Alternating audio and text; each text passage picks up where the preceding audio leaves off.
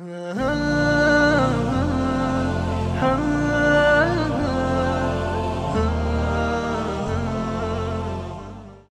tak kalau saya ambil sikit masa untuk Habib ceritakan sikit macam mana akhlak Sayyidina Uwais dengan ibunya supaya semua influencer yang ada pada malam ini. Sebab saya Habib, sebelum kita mula pukul 6 tadi saya dah bagi tahu dekat semua. Saya bagi tahu dekat kawan-kawan, ajak semua yang mana yang nak jadi influencer. Kita tak kata berdosa, kita tak kata salah. Kita nak bagi guide kepada mereka supaya mereka tahu dalam mencari kemasyhuran jangan lupa ni doa orang tua kita ini. Ibu kita, bapa kita yang sentiasa memayungi kita. Jadi suka malam ini kalau dapat Habib pecahkan sikit akhlak Sayyidina Uwais dengan ibunya yang menyebabkan dia dimasyhurkan oleh Nabi sendiri. Boleh, Habib? Ya, tentunya hak yang paling besar setelah hak Allah, setelah hak Rasul adalah hak orang tua. Di antara hak orang tua yang terbagi kepada ayah dan ibu, ibu memiliki hak yang besar, bahkan 3 kali ganda lebih daripada ayah, disebabkan oleh kerana pengorbanan ibu yang cukup luar biasa. Bukan mengecilkan perjuangan atau pengorbanan ayah juga dalam hal ini, tetapi demikian Allah dah jadikan dalam sunnatullah, masing-masing ditempatkan oleh Allah Subhanahu wa taala dan dijadikan oleh Allah tempat itu menjadi ikhtibar bagi kita, antara sikap kita dengan ayah dan sikap kita dengan ibu kita. Uwais Al-Qarni adalah seorang yang hidup di zaman Nabi SAW, berpeluang untuk menjadi sahabat Nabi. Hanya satu syarat saja yang belum terpenuhi, yaitu bersemuka dengan Nabi. Sementara sahabat mesti bersemuka, berhadapan dengan Nabi walaupun sekali dalam keadaan iman, dan meninggal dalam keadaan iman maka akan dikatakan sebagai sahabat. Uwais Al-Qarni hidup di zaman Nabi, hanya tidak mampu bersemuka dengan Nabi Muhammad SAW. Salah satu sebab utamanya adalah karena menjaga ibunya. Dia sanggup korban. Daripada berjumpa dengan Nabi. Memang dia teringin, siapa tak mau jumpa dengan Nabi? Betul. Siapa tak mau jadi sahabat? Betul. Tetapi oleh kerana yang inti daripada tujuan Nabi diutus tu adalah risalahnya. Baik. Dan risalah Nabi memerintahkan anak taat kepada orang tuanya, termasuk kepada ibunya. Masya Allah. Jadi dalam hal ini walaupun Uwais Al-Qarni tak jumpa dengan baginda Rasulullah, namun sebabnya adalah Uwais Al-Qarni melaksanakan syariat perintah yang dibawa oleh Rasulullah, hormat kepada orang tua. Pengorbanan perasaannya untuk jumpa dengan Nabi itu dikorbankan semata-mata untuk menjaga ibunya. Saya boleh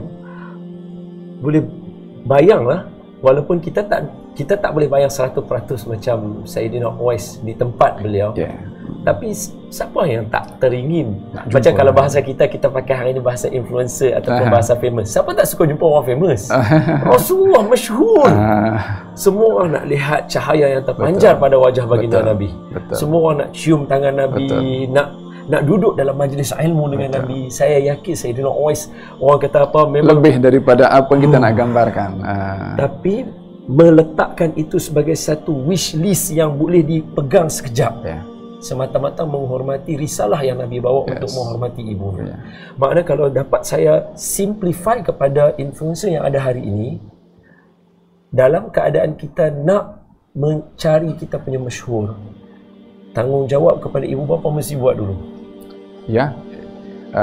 Kedua-duanya merupakan pintu bagi kita menuju kemasyhuran yang hakiki nanti di sana. Alamak. Tak ada guna kalau masyhur di dunia untuk mencari publicity, mencari sanjungan orang, mencari pujian orang. Toh pada akhirnya tak ada siapa yang sanjung kita di sana nanti. Semoga Allah menjauhkan kita daripada itu. Amin ya rabbal alamin. Nanti ialah bila kita macam nak buat hari ini, setengah orang bila dia nak masyhur dan dia influencer, antaranya dia nak kena review barang, dia nak kena promote barang, dia nak kena pergi ke tempat-tempat tertentu untuk nak ceritakan tempat itu, and then dia akan buat aktiviti-aktiviti tertentu untuk nak bagi tahu dekat orang, saya buat aktiviti ini jarang orang buat, jadi orang akan anggap dia sebagai masyhur, orang anggap. Tapi kalau buat semua itu dengan mengenepikan hak ibu bapa, itu dia mesti kena fikir 2-3 kali lah, Habib.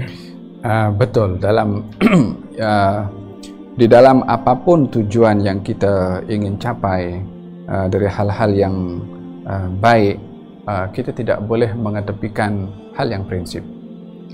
Kita tidak boleh untuk mencapai perkara yang baik dengan meninggalkan yang wajib, atau ingin mencapai perkara yang baik meninggalkan yang lebih baik.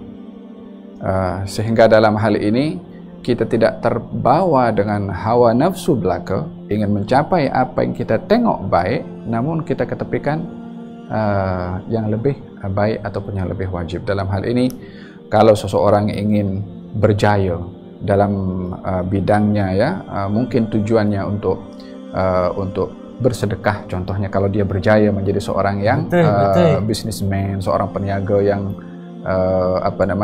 mendapatkan keuntungan, dia mungkin nak bangun masjid, dia mungkin nak bersedekah kepada fakir miskin. Tujuannya dalam hal ini adalah baik. Tapi dalam hal ini, kalau tujuan itu mengetepikan yang wajib di hadapan mata, seperti menjaga orang tua yang sakit, berziarah kepada orang tua, atau memberikan haknya keluarga, dalam hal ini kita tidak boleh mencapai tujuan yang baik mengabaikan hak yang wajib kita tunaikan. Contohnya, Ustaz, ya, itu dalam, saya suka kalau contoh. Dia ada suatu orang namanya Abu Dzar. Sayyidina Abu Dzar. Oh, okay. Dia memang dikenali dengan orang yang ahli ibadah. Sampai dikatakan siangnya puasa, malamnya qiyamul lail. Masya Allah.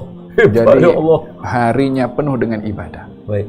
Secara zahir ini perkara yang cukup baik, karena berpuasa kemudian bangun malam.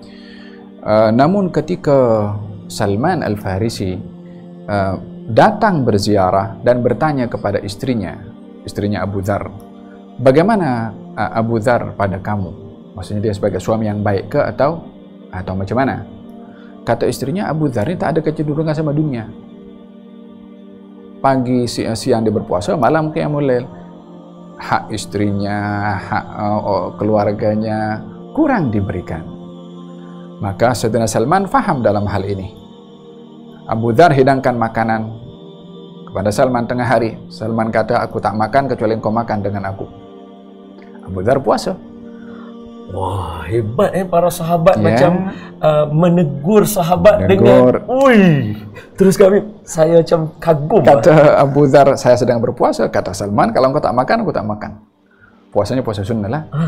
So Abu Dzar nak jaga hati, dia pun buka puasa. Malam dia nak qiyamul lail, Salman diletakkan untuk tidur. Kata Salman, engkau tak tidur, aku tak tidur. Abu Dzar pun juga akhirnya, karena tamu, ya, mereka orang Arab ini dengan tamu cukup hormat, maka pun Abu Dzar rehat juga malam tu. Tengah-tengah 1/3 malam dikejutkan sama-sama oleh Salman, jom sekarang tiba masa untuk qiyamul lail. Esok pagi kata Salman, Abu Dzar, ahli keluarga kamu, istri kamu ada hak kepada kamu, anak kamu ada hak kepada kamu, tamu kamu ada hak kepada kamu, badan kamu ada hak kepada kamu, tunaikan masing-masing haknya. Abu Dzar tak puas hati, dia pergi jumpa dengan Nabi Sallallahu Alaihi Wasallam. Sebiji Nabi kata kepada Abu Dzar apa yang dikata oleh Salman. Istri kamu ada hak, anak kamu ada hak, tamu kamu ada hak, badan kamu ada hak, berikanlah masing-masing haknya.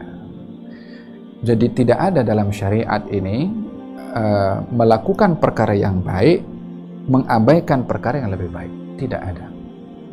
Tidak boleh kita berhujahkan menunaikan hak dengan mengabaikan hak. Tak, yang namanya hak karena ditunaikan mengikut yang ditetapkan oleh syariah. Dia punya, kalau bahasa hari ni dia ada SOP dia. SOP. Dia kena buat yang ini dulu baru boleh buat yang lain. Al-awlawiyat, priority ya. Dia ada SOP dia. Mana boleh kalau kita nak berniaga supaya sampai kaya, nak bersedekah, tapi ibu bapa kita langsung tak dapat apa-apa. Betul.